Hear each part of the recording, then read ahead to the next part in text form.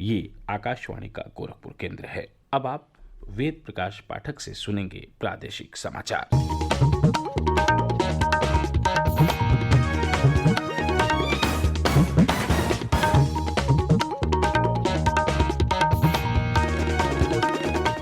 पहले मुख्य समाचार। प्रधानमंत्री नरेंद्र मोदी ने कोविड टीकों की बर्बादी कम करने के लिए स्वास्थ्य कर्मियों और नर्सों की प्रशंसा की। लखनऊ में डीआरडीओ द्वारा स्थापित 500 बेड के विशेष कोविड अस्पताल का मुख्यमंत्री योगी आदित्यनाथ ने किया लोकार्पण। प्रदेश में आंशिक कोरोना कर्फ्यू का हुआ विस्तार। अब सोमवार 10 मई सुबह 7 बजे तक के लिए कर्फ्यू जारी रहेगा। और बीते 24 घंटों में राज्य में 21,165 कोरोना के नए मामले आए सामने। 40,852 लोग हुए स्वस्थ। कोविड मरीजों की संख्या बढ़ रही है। श्रोताओं से अपील है कि कोई भी कोताही न बरतें, सुरक्षा के सभी उपायों का पालन करें और 18 वर्ष से अधिक आयु के सभी लोग निसंकोच टीका लगवाएं। 3 आसान उपायों का पालन करें और सुरक्षित रहें। मास्क पहनें, 2 गज दूरी है ज़रूरी, सुरक्षित दूरी बनाए रखें, हाथ और मुंह साफ रखें। और अब समाचार विस्तार से। प्रधानमंत्री नरेंद्र मोदी ने स्वास्थ्य कर्मियों और नर्सों द्वारा कोविड टीकों की बर्बादी को रोकने के उपायों पर प्रसन्नता व्यक्त की है। केरल के मुख्यमंत्री पिनाराई विजयन के एक ट्वीट का हवाला देते हुए प्रधानमंत्री ने कल कहा कि इन उपायों से कोविड के खिलाफ लड़ाई मजबूत होगी।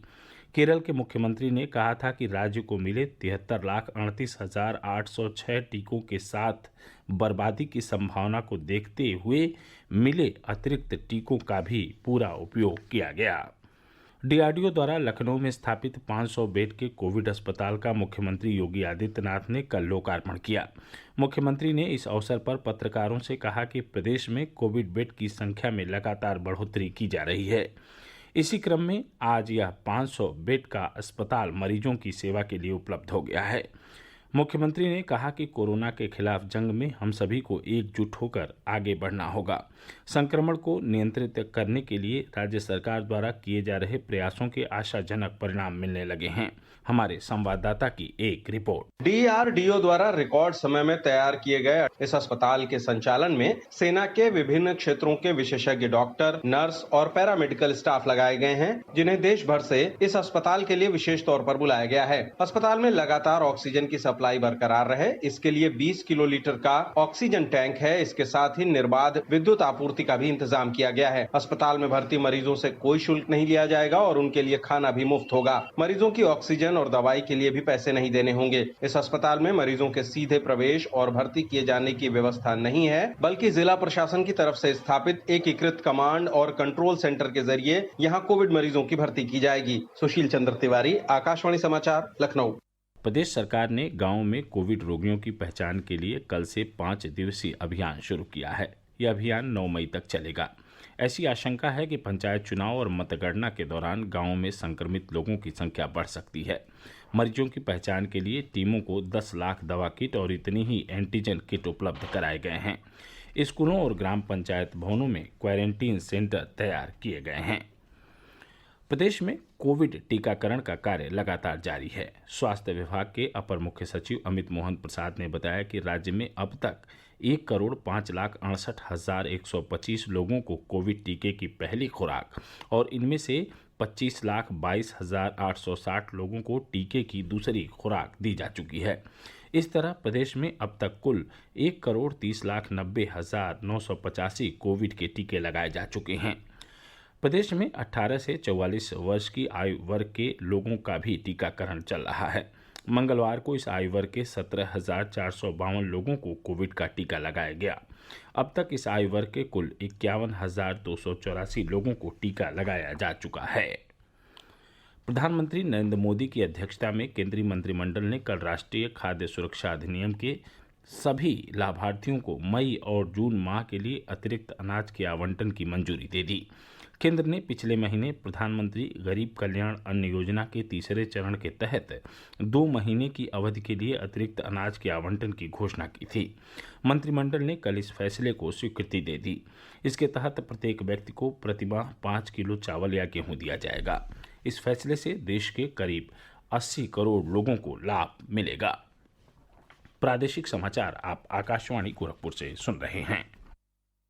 मुख्यमंत्री योगी आदित्यनाथ ने कहा है कि कोरोना संक्रमण की चेन को तोड़ने में आंशिक कोरोना कर्फ्यू प्रभावी हो रहा है। इसी के मद्देनजर आज सुबह 7 बजे तक के लिए लागू आंशिक कोरोना कर्फ्यू को सोमवार 10 मई सुबह 7 बजे तक के लिए बढ़ा दिया गया है। सभी जिलों में इसे प्रभावी ढंग से लागू किया जाए।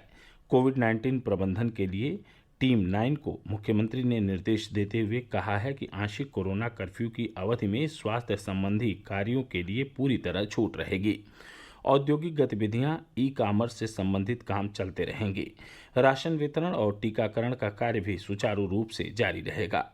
श्री सहगल ने बताया कि कोविड के संबंध में मेडिकल गाइडेंस के लिए राज्य स्तर पर स्वास्थ्य विशेषज्ञों की एक टीम गठित की गई है। यह टीम राज्य के सभी मेडिकल कॉलेजों, कोविड अस्पतालों से हमेशा संपर्क में रहेगी और राज्य स्तरीय टीम 9 को समय समय पर परामर्श देगी। भारत ने 16 करोड़ 4 लाख से अधिक कोविड टीके लगाकर महामारी की रोकथाम के प्रयासों में एक और शिखर पार कर लिया है। केंद्रीय स्वास्थ्य मंत्रालय ने बताया कि देश में 13 करोड़ से अधिक लोगों को पहला टीका और 3 करोड़ से अधिक लोगों को दूसरा टीका भी लगाया जा चुका है। मंत्रालय ने बताया कि 18 से 44 वर्ष तक की आयु के 2,29,000 से अधिक लोगों को कल कोविड का पहला टीका लगाया गया। 12 राज्यों और केंद्र शासित प्रदेशों में इस आयु वर्ग के 6,62,000 से अधिक लोगों को टीकाकरण के दायरे में लाया गया है। मंत्रालय ने बताया कि 60 वर्ष से अधिक आयु के 5 करोड़ 29 लाख से अधिक लोग कोविड-19 का पहला टीका लगवा चुके हैं, जबकि 1 करोड़ 23 लाख से अधिक लोगों को दूसरा टीका भी लग चुका है। राज्य में अब कोरोना के नए मामले कम आ रहे हैं, जबकि स्वस्थ होने वालों की संख्या प्रतिदिन बढ़ती जा रही है। कुछ जिलों में दैनिक नए केस की तुलना में डिस्चार्ज होने वालों की संख्या भी अधिक हो रही है। यह जानकारी अपर मुख्य सचिव स्वास्थ्य अमित मोहन प्रसाद ने दी। उन्होंने बताया कि बीते 24 घंटों में राज्य में 21,165 नए मामले आए हैं, जबकि 40,852 लोग स्वस्थ हुए हैं। राज्य में टेस्टिंग के लिए एग्रेसिव नीति अपनाई जा रही है। बीते 24 घंटों में 2,32,038 टेस्ट हुए हैं। इनमें 1,13,000 टेस्ट केवल RT-PCR माध्यम से हुए हैं। प्रदेश में अब तक 4 करोड़ 20,32,500 टेस्ट किए जा चुके हैं।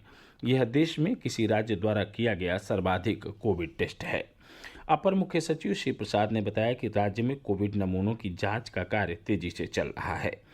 कल एक दिन में 2,32,038 नमूनों की जांच की गई। इनमें से 1,13,000 जांच RT-PCR विधि से की गई। प्रदेश में अब तक कुल 4 करोड़ 20,32,587 नमूनों की जांच की जा चुकी है। केंद्र सरकार ने विभिन्न राज्यों में अतिरिक्त PSA चिकित्सा ऑक्सीजन संयंत्र लगाने के लिए 581 स्थलों की पहचान की है। सड़क परिवहन और राजमार्ग मंत्री नितिन गडकरी ने बताया कि भारतीय राष्ट्रीय राजमार्ग प्राधिकरण इन संयंत्रों के निर्माण के लिए नोडल एजेंसी होगा और युद्ध स्तर पर कार्य पूरा करेगा। प्रदेश में हुए त्रिस्तरीय पंचायत सामान्य निर्वाचन 2021 में विजयी हुए सभी प्रत्याशियों को मुख्यमंत्री योगी आदित्यनाथ ने बधाई व शुभकामनाएं दी हैं। मुख्यमंत्री ने नवनिर्वाचित जनप्रतिनिधियों से कोविड-19 की परिस्थितियों में स्थानीय प्रशासन को सहयोग प्रदान करते हुए मानवता की सेवा में सहभागी बनने का आह्वान किया है। मुख्यमंत्री ने कहा कि गांवों को कोविड संक्रमण से सुरक्षित रखने के लिए सभी पंचायत प्रतिनिधिगण कोरोना के खिलाफ जंग में प्रदेश सरकार के प्रयासों को गति प्रदान करें। और अंत में इस बुलेटिन के प्रमुख समाचार एक बार फिर से सुन लीजिए। प्रधानमंत्री नरेंद्र मोदी ने कोविड टीकों की बर्बादी कम करने के लिए स्वास्थ्य कर्मियों और नर्सों की प्रशंसा की। लखनऊ में DRDO द्वारा स्थापित 500 बेड के विशेष कोविड अस्पताल का मुख्यमंत्री योगी आदित्यनाथ ने किया लोकार्पण। प्रदेश में आंशिक कोरोना कर्फ्यू का हुआ विस्तार। अब सोमवार 10 मई सुबह 7 बजे तक के लिए कर्फ्यू जारी रहेगा।